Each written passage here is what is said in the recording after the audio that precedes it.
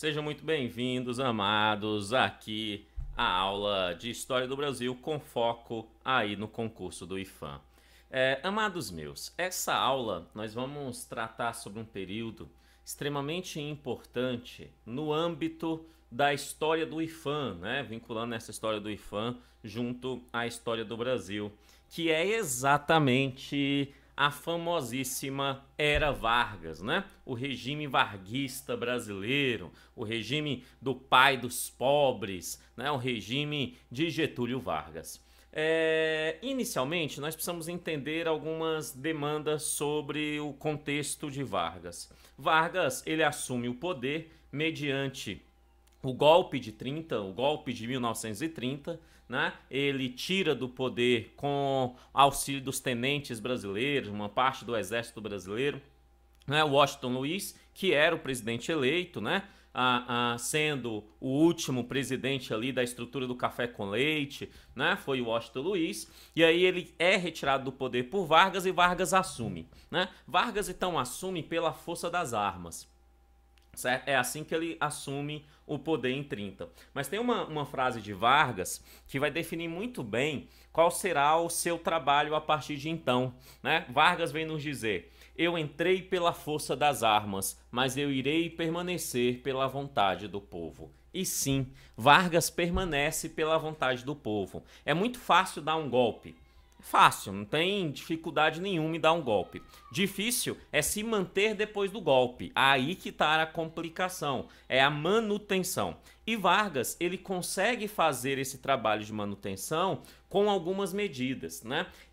Tendo essas medidas, primordialmente, uma concepção de um conjunto de direitos que vai surgir pós ali a Revolução Industrial, que são direitos sociais, como saúde, educação, né, previdência social, legislação trabalhista, cultura, vai já surgir dentro dessa demanda, né? E ele termina trazendo esses direitos para o Brasil e ele coloca o conjunto desses direitos de uma forma grandiosa na Constituição de 37, de 1937, a Constituição varguista, mas também em leis que vêm regulamentar tudo isso. Tendo essa demanda, por exemplo, Vargas passa a ser bastante conhecido pela a sua forma de trabalhar com a legislação trabalhista. Ele não é o criador da CLT. Como o nome diz, é CLT, Consolidação das Leis Trabalhistas. O que ele fez, então? Tinha várias leis trabalhistas no país, ele pegou todas e juntou numa só. Por isso que a gente chama de consolidação no plural, ó, das leis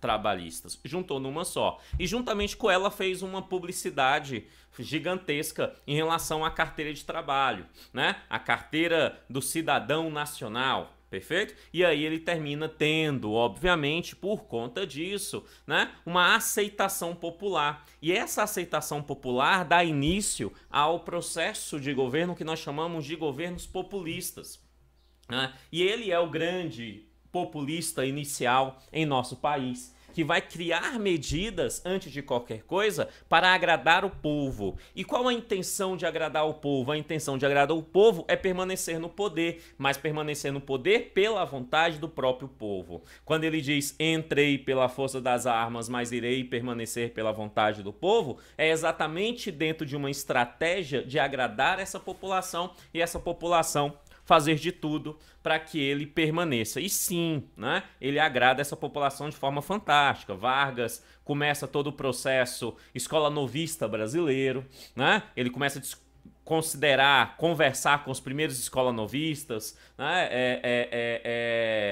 que são educadores, né, sei lá, uma escola voltada mais para a todos, né, para atender a todos aqueles que necessitavam, fugindo de uma percepção de uma escola tradicional, tá? É uma escola progressivista, né? Progressivista, aí sendo ampliada em todo o Brasil. Isso, obviamente, faz com que os pais dessas crianças começam a estudar amar a Vargas, né? Além disso, ele também amplia medidas bastante nacionalistas, né? Bastante nacionalistas, perfeito? Na verdade, a ideia de se tornar nação era extremamente importante. O reconhecimento nacionalista e a amplitude desse reconhecimento nacionalista era muito importante, tá? E era muito importante em todos os sentidos, até mesmo no sentido internacional das coisas, porque nós não podemos esquecer que durante o governo Vargas é o período que nós estamos entre guerras mundiais, mais especificamente a Segunda Grande Guerra Mundial.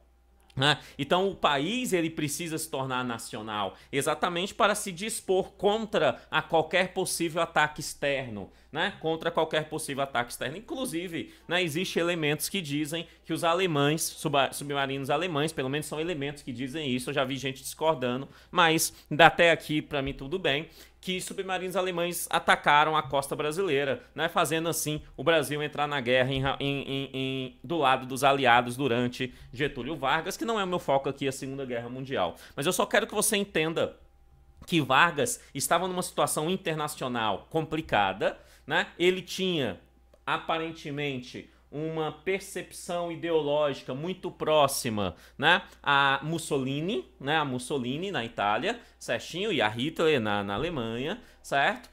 Um nacionalismo onde todo mundo era nacionalista, então não pode falar que esse nacionalismo de Vargas veio da Alemanha e tal. Não mesmo, perfeito? Porque é um período onde que o desenvolvimento do nacionalismo nos países europeus e nos países americanos, dentre eles os Estados Unidos e o próprio Brasil, começam a crescer e aflorar de uma forma gigantesca, Então você tem uma demanda estrutural internacional que nos leva a querer ser nacionalista. Só que aí um problema. Eu preciso fazer a vontade do povo para permanecer no poder. Eu preciso transformar esse país em uma grande nação. Como é que eu faço isso? Eu faço isso transformando o Estado brasileiro em um exemplo nacional. E eu faço esse exemplo nacional estatizando cada vez mais as funções sociais, ou seja, o Estado brasileiro inicia o processo de ações para se tornar um Estado macro em relação aos direitos sociais. Por quê? Porque Vargas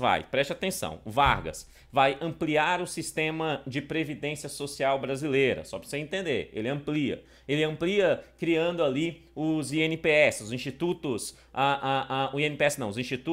os IAPs, os institutos de aposentadorias e pensões. Perfeito? Então ele vai criar ali os institutos de aposentadorias e pensões, alguns deles no decorrer do seu tempo. Esses institutos amplia a questão de previdência social, mas também amplia a atenção à saúde daquelas pessoas que eram vinculados a esses institutos. Então, de uma lapada só, ele vai ampliar previdência e saúde brasileira, Ele vai ampliar também sistema educacional com escola novismo, como eu já falei, Ele também vai ampliar para se tornar um grande nacionalista, ele vai ampliar sistemas de proteção individual, como, por exemplo, criação, instituição de empresas como Vale do Rio Doce, que vai ser uma grande potência nacional, instituições de inteligência, que a NGE, um Estado, Vargas utilizou mecanismos para criar inteligência, como por exemplo o IBGE, o Instituto Brasileiro de Geografia e Estatística, para conseguir dados, para melhor conhecer o seu país e tomar medidas mais adequadas em relação a essas ações. Então Vargas ele toma várias medidas no decorrer desse tempo, mas uma delas é extremamente importante para o nosso entendimento, que é, dentre todas essas criações, a criação do Serviço do Patrimônio Histórico e Artístico Nacional. Então, toda a ideia da construção do que nós entendemos hoje como IPHAN, Instituto do Patrimônio Histórico e Artístico Nacional, surge, no primeiro momento, no governo Getúlio Vargas. E isso você não pode esquecer de forma alguma, tá? Então, vamos entender o contexto geral, pontualmente, e aí depois nós vamos analisar alguns aspectos mais voltados para o patrimônio cultural brasileiro durante esse período, tá? É um período muito importante para fins de prova, período Getúlio Vargas. Então, vamos devagar aí, devagar. Beleza. O governo Getúlio Vargas tem um foco no nacionalismo, perfeito? Ele cresce a ideia nacionalista. Amados, Segunda Guerra Mundial. Você tem que se tornar nacionalista, não tem dessa não, tá? Tem que fazer o país, os brasileiros amarem o país. Então ele vai atuar com um mecanismo nacionalista sim. Inclusive a busca de uma industrialização em meios urbanos no Brasil. Revolução Industrial já tinha acontecido, né? O seu governo é inclusive uma resposta a questões sociais provenientes da Revolução Industrial. Então você tem uma amplitude mais significativa do que na República Velha na produção industrial brasileira, né? O foco dele são os direitos sociais, né? Os direitos sociais, porque é mediante os direitos sociais que ele termina se tornando o primeiro grande populista brasileiro, né? Oferecer muita ação para a população na responsabilidade do Estado, né? O Estado se responsabiliza por exercer o máximo de ações possíveis em relação à população e o governo Vargas inicia esse processo que será ampliado no decorrer da história e até hoje só foi acontecendo ampliações. Desde o momento que Vargas pega até hoje só aconteceu ampliações. Em nenhum momento, né, eu percebi uma retroação em relação à força do Estado em assumir responsabilidades sociais. Tá? O Estado só ampliou esse tipo de ações ativas do direito da população. E aí você vai ter o populismo surgindo dentro dessa demanda, junto a Getúlio Vargas, ok? Nos aspectos culturais, um ponto importante dentro da percepção daquele período varguista, tá? Alguns pontos isolados e rápidos. Primeiro ponto, você tem o crescimento da população brasileira utilizando um equipamento eletrônico chamado rádio. Então, nós temos ali a famosa era do rádio, né? Getúlio Vargas está em pleno meio da era do rádio. Culturalmente, isso tem uma demanda de massa, né? Começa a gerar, então, aquilo que nós entendemos como cultura de massa. E essa cultura de massa passa, no primeiro momento, mediante os aspectos da notícia de rádio, né? Notícias do rádio, inclusive notícias do que estava acontecendo lá fora, como Segunda Guerra Mundial. Inclusive, durante esse período, nós temos análises que definem que durante esse período o Exército Brasileiro, ao descobrir que algum italiano ou descendente de italiano que estava no Brasil tinha rádio em casa, o Exército Brasileiro ia lá e aprendia o rádio. Exatamente por quê? Porque o Brasil entra em guerra contra a Itália, então você tem uma demanda de importância em relação a essas notícias, só para você ter ideia. Os músicos, né, os músicos começam a ganhar o país e não somente as suas respectivas regiões, né, eles passam a ser conhecidos nacionalmente, porque o rádio termina ampliando isso, né, passa a ser uma cultura de massa, e também o início no Brasil da nossa cultura das novelas, né? A cultura das novelas inicia lá com o rádio, né? E aí nós ampliamos o sistema de construção de novelas no Brasil, sendo hoje um dos maiores produtores de novelas do mundo, né? Então você termina tendo uma demanda cultural de massa iniciando essas atividades no governo Vargas, beleza? Então, governo Vargas, com o rádio, você começa o processo de cultura de massa, de produção cultural de massa, tá? De produção cultural de massa. Também na era Vargas desenvolve a questão dos carnavais, né? O carnaval que nós temos hoje, conforme conhecemos hoje, ele tem aí um grande desenvolvimento, ou melhor, uma organização dentro desse período de Vargas, porque você já veio da República Velha, o início, né, do processo carnavalesco, dos sambas e tal. Aqui essas escolas de samba começam a serem mais organizadas, inicia os aspectos de competições em relação a essas escolas de samba, cresce a própria ideia das marchinhas, né, carnavalescas, bastante conhecidas no Brasil, principalmente neste período. Então você termina tendo um desenvolvimento do carnaval durante a Era Vargas, beleza? Também você tem algum aspecto no desenvolvimento da cultura literária brasileira. Dentro desse processo de literatura, desse processo de construção literária brasileira, destaca-se, e aí pelo menos é o que eu destaco aqui para você, o regionalismo, né? A ideia regionalista, demonstrar regiões do Brasil e modos de viver dessas pessoas nessas regiões.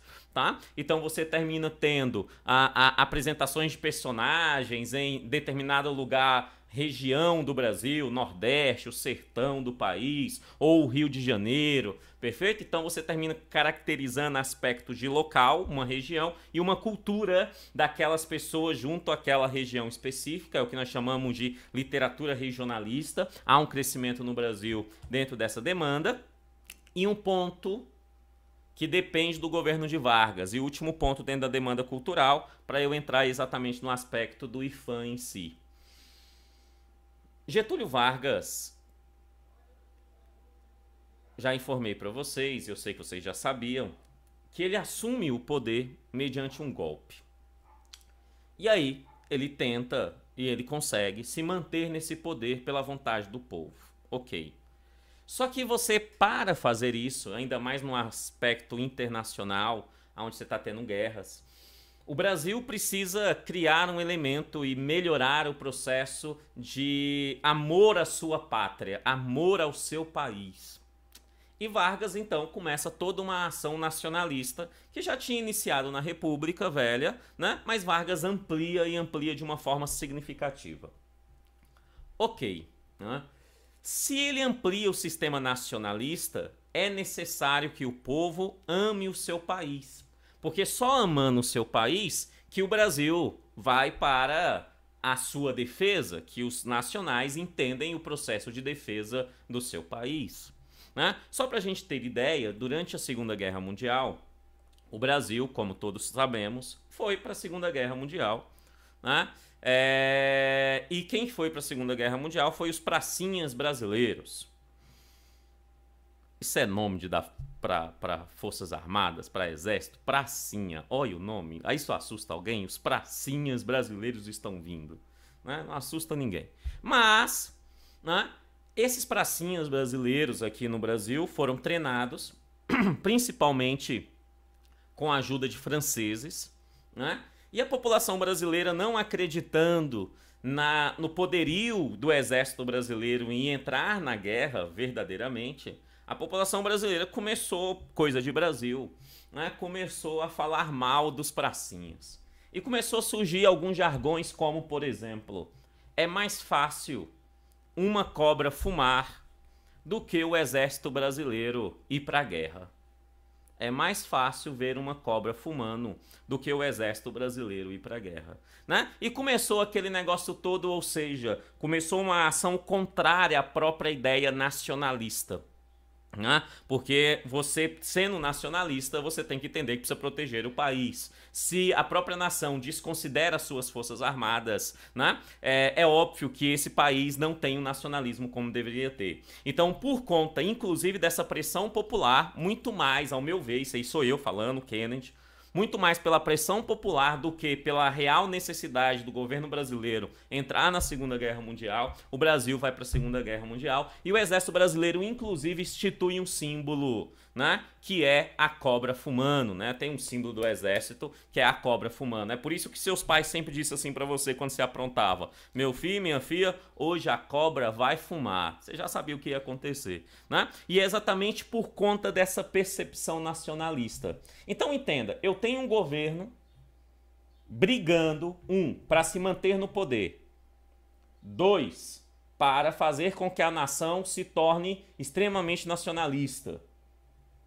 E aí surge algumas pessoas, surge alguns jornalistas, surge alguns artistas que começam a dispor de elementos contrários a esse interesse de Vargas, a esse interesse governamental, de se manter no poder e de ampliar o nacionalismo.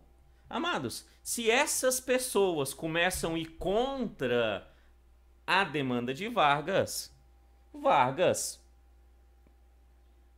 vai exercer uma ação que nós chamamos de censura contra essas pessoas.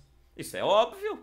Isso é óbvio. Se as pessoas estão indo contra o nacionalismo durante a própria Segunda Guerra Mundial, velho, né? É censura. É censura. O presidente vai agir dessa forma. Se o presidente ele deseja, né, que a população o ame, e tem gente que dentro dessa população começa a falar mal dele, tirando parte do seu amor, é óbvio que ele vai censurar. E Vargas vai fazer exatamente isso. Então essa censura é exatamente quando ele cria o departamento de imprensa e propaganda. Esse departamento de imprensa e propaganda vai exercer um aspecto de censura, sim. mas não é uma censura no seu sentido generalizado.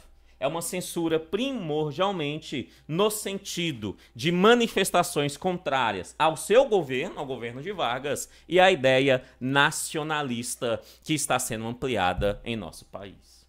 Perfeito? Então, Vargas, nós temos alguns aspectos culturais, como eu demonstrei para você. Mas, ao mesmo tempo, existe sim uma ação de censura a manifestações culturais, se essas manifestações culturais forem mediante a algo que não interessava ao governo Vargas. De boa? Tranquilo? Ok. Esse é o contexto do governo Vargas, e é esse contexto que eu quero que você saiba. Mas, dentro dessa estrutura, o governo Vargas estava acontecendo tudo isso. E dentro dessa estrutura, o governo Vargas começa a se preocupar pela primeira vez pelo patrimônio histórico artístico nacional. Sim, é no governo Vargas que passa a ter essa preocupação. Motivo óbvio. Vargas é nacionalista. Se é nacionalista, eu preciso criar elementos para caracterizar a percepção nacional, para que as pessoas se reconheçam como brasileiros, nacionais, dentro de uma cultura específica. E uma das formas de fazer isso é levantar o processo histórico e artístico cultural brasileiro e demonstrar ao povo brasileiro, essa é a nossa cultura, nós somos filhos disso, então somos todos iguais, somos todos nacionais porque viemos desse processo histórico artístico nacional. E dentro dessa estrutura, no governo Vargas, durante a era Vargas, terá várias legislações que irá gerar as primeiras grandes manifestações da proteção do patrimônio histórico e artístico nacional. Então, vamos a elas. Vamos pensar nelas propriamente dito. Propriamente dito. O primeiro que nós vamos ter é a Constituição de 1937. A Constituição de 37. Na Constituição de 37, olha o que diz o artigo 134. Os monumentos históricos, artísticos e naturais, assim como as paisagens ou os locais particularmente dotados pela natureza, gozam da proteção e dos cuidados especiais da nação, dos estados e dos municípios. Os atentados contra eles cometidos serão equiparados aos cometidos contra o patrimônio nacional. Patrimônio nacional, nacionalismo, patrimônio histórico-artístico, patrimônio nacional, nacionalismo. É na Constituição de 37 que pela primeira vez em uma das nossas cartas magnas surge uma demanda extremamente importante para a regulamentação do patrimônio histórico e artístico nacional brasileiro. Pela primeira vez, acontece em plena ação Vargas. Motivo? Nacionalismo. Esse é o motivo. Principal motivo. Esse é. Tá? Além disso, outras leis vão surgindo. Em 37 ainda. A Lei 378 de 37. Olha o que ele fala. Isso aqui é importante. Artigo 46. Fica criado... Sublinhe, por favor. O Serviço do Patrimônio Histórico e Artístico Nacional. Preste atenção no nome. Serviço do Patrimônio Histórico e Artístico Nacional. Esse serviço, com o passar do tempo, vai se transformar em departamento, depois se torna em instituto, que é o atual IPHAN. Tá? Mas no primeiro momento, o nome dado pelo então governo Vargas vai ser Serviço do Patrimônio Histórico e Artístico Nacional. Então, da onde que surge, essa é a primeira pergunta, da onde que surge aquilo que hoje nós conhecemos como Instituto do Patrimônio Histórico e Artístico Nacional? O seu surgimento se dá em 1937, em pleno governo Vargas. Fundamentada em uma lei que cria o serviço, né? Mas também fundamentada na Constituição, que determina que o patrimônio histórico e artístico nacional é um patrimônio extremamente importante, porque passa a ser patrimônio nacional. Se cometer um crime contra ele, passa a cometer um crime contra o próprio patrimônio nacional brasileiro. Perfeito? Então você passa a ter um serviço para criar esse processo de preservação. Só que esta lei não cria só o serviço, vai criar vários elementos dentro do âmbito cultural. Tá? Vários. Tá? Olha com o artigo 46, vamos ao texto. Ele fala, ó, fica criado o Serviço de Patrimônio Histórico e Artístico Nacional, com finalidade de promover em todo o país, nacionalismo, em todo o país, de modo permanente, o tombamento, a conservação da memória nacional, o enriquecimento e o conhecimento do patrimônio histórico e artístico nacional. O serviço, olha também já lá no início, o Serviço do Patrimônio Histórico e Artístico Nacional terá, além de outros órgãos, um muito importante para a gente, o Conselho Consultivo. O Conselho Consultivo do Patrimônio Cultural, que nós temos hoje dentro do IPHAN, tem origem lá no Serviço do Patrimônio Histórico e Artístico Nacional, com Vargas, em 1937, quando ele fala que lá será instituído o Conselho Consultivo. Será instituído o Conselho Consultivo. Esse Conselho Consultivo se constituirá do diretor do Serviço do Patrimônio Histórico e Artístico Nacional, né? Esse diretor do patrimônio do serviço, amados, quando ele fala o diretor do serviço é o que hoje é o presidente do IPHAN. Antes era um serviço, então tinha um diretor para esse serviço, um responsável maior. Hoje, por ser um instituto, uma autarquia, então se tem um presidente. Então, hoje é o presidente. Aquele período era um diretor do serviço, né? E os demais diretores dos museus nacionais, de coisas históricas ou artísticas e de mais 10 membros nomeados pelo presidente da República. Tem que lembrar disso? Não, tem não. Mas você tem que lembrar que o Conselho Consultivo surge juntamente com o Serviço do Patrimônio Histórico e Artístico lá no governo Vargas em 1937. Já fundamentado na proteção da própria Constituição Federal de 37. Tá? E juntamente com ele, juntamente com o Serviço do Patrimônio, institui o Museu Histórico Nacional, o Museu Nacional das Belas Artes e outros museus nacionais. É o nacionalismo. E perceba que está vindo tudo do Estado. Então o Estado está se responsabilizando. O Estado está cada vez sendo mais inchado. O Estado está cada vez se tornando mais macro. Na área cultural, de proteção e em todas as outras áreas também. Tá? Aqui o meu foco é a área cultural, histórica e artística nacional. Então, dentro dessa demanda, esses museus são criados e outros museus espalhados pelo Brasil também. Né? E ele vai falar no 47 que o Museu Nacional é mantido como estabelecimento destinado à guarda, conservação e exposição das relíquias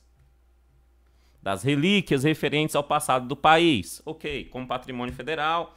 Né? O Museu Histórico Nacional funcionará o curso de museologia ali existente, ok. Artigo 28, fica criado o Museu Nacional de Belas Artes, também fala do Museu Nacional de Belas Artes, ok. Né? Fica lá criado Belas Artes, destinadas a recolher e conservar e expor obras de arte pertencentes ao patrimônio federal, ok? Beleza? Tranquilo? Bom demais da conta. Mas, olha que lindo. Então nós vimos a Constituição de 37. Nós vimos ainda a lei, qual é o nome da lei? 3.378 de 37. Mas, para que essas leis possam acontecer, é necessário que aquela ideia de proteção do patrimônio histórico e artístico nacional, que está lá na Constituição de 37, seja regulamentada mediante lei.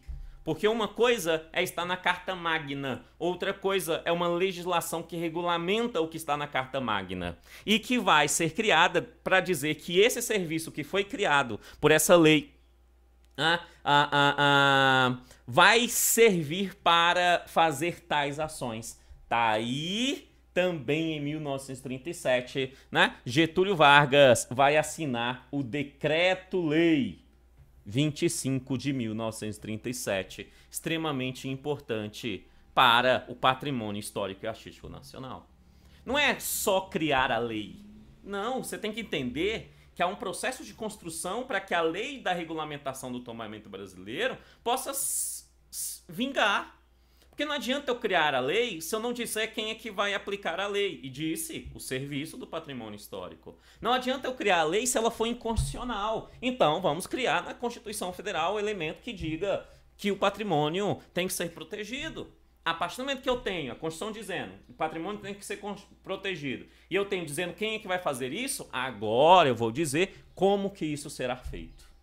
Perfeito? E como que será feito? Conforme o Decreto-Lei número 25 de 1937, né? Conforme o que lá está, que regulamenta todo o tombamento do patrimônio, né, histórico nacional. Diz lá no seu artigo 1º, já conhecemos bem esse decreto-lei, mas por desencargo de consciência, ó, constitui o patrimônio histórico e artístico nacional o conjunto dos bens móveis e imóveis existentes no país cuja conservação seja de interesse público, que por sua vinculação a fatos memoráveis da história do Brasil, cadê? História do Brasil, que por seu excepcional valor arqueológico ou etnográfico, bibliográfico ou artigo, criando assim os livros do tombo, que nós já conhecemos de outras aulas. Então há um elemento aonde que você institui como que este trabalho de proteção será realizado. E a lei, o decreto-lei número 25 vai fazer isso. Mas olha que muitos podem estar pensando, mas Kennedy, o governo Vargas não tem como ter feito tanta coisa pelo patrimônio histórico e artístico. Isso aí que você está falando foi só lei para inglês ver, não foi não? Aquela lei que é escrita, tá lá no papel, mas na prática mesmo nada acontece. Engana-se quem acha isso.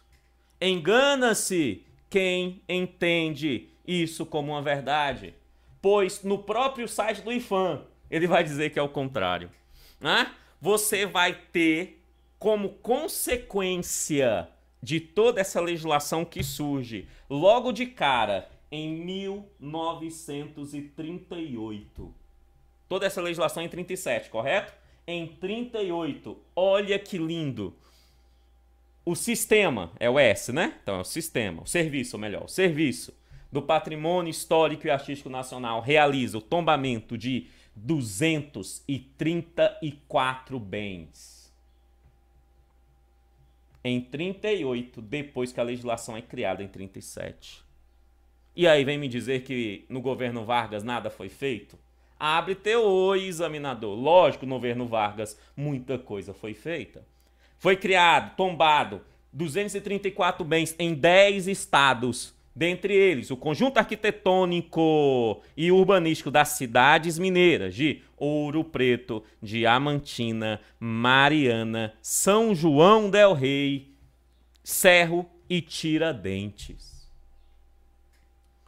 No governo Vargas, você tem não só a legislação que está sendo criada, mas você tem a resposta imediata. Por quê? Porque eu não falei para você que todo esse processo vem da ideia do nacionalismo. E como é que eu faço a ideia do nacionalismo entrar na mente das pessoas? Não é com lei escrita para inglês ver, mas com ações práticas. E as ações práticas vão surgir logo em seguida, mediante ao processo legal. Simples assim. Simples assim. Perfeito? Mas não acaba aí não. Não acaba aí não. Ainda tem mais um pouquinho para você entender a importância do governo Vargas durante o processo histórico e artístico. Né? Ainda vai ter mais uma lei em 38 que vai surgir em 1938, a Lei 526. Quem eu tenho que lembrar do nome de todas essas leis? É óbvio que não, mas você tem que lembrar que existe uma legislação clara, Constituição, lei que cria o Serviço do Patrimônio Histórico e o Conselho Consultivo, e tem que lembrar que vai ter ali a criação, então, do patrimônio, a definição do patrimônio, como que é feito criando os livros dos tombos, e além disso, já logo o número que eu não lembro, 234 bens em todo o Estado brasileiro foi criado logo em seguida mediante essa legislação. Isso você tem que lembrar. Isso você tem que lembrar, tá? Não tem para onde correr, não. E aí, em 1938, mais um decreto-lei que vai instituir, dentro do âmbito da cultura ainda, o Ministério da Educação e Saúde, que não é novidade, não é uma grande novidade, não, mas, juntamente hoje, o Ministério, que é o que nos interessa, institui o Conselho Nacional de Cultura. Então, o Conselho Nacional de Cultura também é criado aí. Começa né, os elementos voltados aí para formas de organização em conselhos, muito comum no Brasil até hoje, tá? Que não é o meu foco aqui, mas até hoje temos muitos conselhos em todas as áreas, né? Ele fala que esse Conselho Nacional de Cultura será o órgão de coordenação de todas as atividades concernentes ao Ministério da Educação e da Saúde, de controle, do seu controle e influência. É o que hoje nós chamaríamos de controle social, perfeito? Então, o Conselho Nacional de Cultura vai fazer o controle social. Hoje estaríamos esse dano. Mas o que a gente tem que lembrar, Vargas ainda institui o Conselho Nacional de Cultura, tá? Mas não acaba ainda não, não acaba ainda não. Durante o seu governo, em 1940, olha que lindo, em 1940, é instituído um Código Penal brasileiro. O Código Penal. Código Penal de 1940, lei número 2848, que veio depois de toda aquela legislação voltada para o patrimônio, que já tinha equiparado o crime ao patrimônio cultural, patrimônio artístico, né, histórico e artístico nacional, como crime contra o patrimônio nacional. Então é óbvio que dentro do Código Penal de 1940 vai estabelecer que atos contra esse patrimônio são atos criminosos e atos criminosos devem ser penalizados penalmente. Simples assim. E assim a gente encerra a ideia do governo Vargas, colocando como crime, não somente em lei isolada, mas em lei geral que estabelece o Código Penal brasileiro, crime contra o patrimônio histórico e artístico nacional brasileiro. Isso vai estar lá no artigo 165 dessa lei, que vai dizer, ó, destruir, inutilizar ou deteriorar coisa tombada. Tem que ser tombada pela autoridade competente em virtude de valor artístico, arqueológico ou histórico. É crime, e a pena, fraca a pena, é verdade, mas a pena é de detenção de 6 meses a 2 anos e multa altíssima, olha lá, multa de 1 conto a 20 contos de réis. Eita, dinheirão, hein? Pensa num dinheiro bom, 20 conto de réis. Então, além de pena de detenção, é aplicado também multa para aquele que comete crime no Código Penal brasileiro em plena Era Vargas. Entendeu? Beleza? Era Vargas é extremamente importante na sua prova. Amados meus, eu fico por aqui, mas daqui a pouquinho tem mais. Valeu e até lá. Tchau, tchau.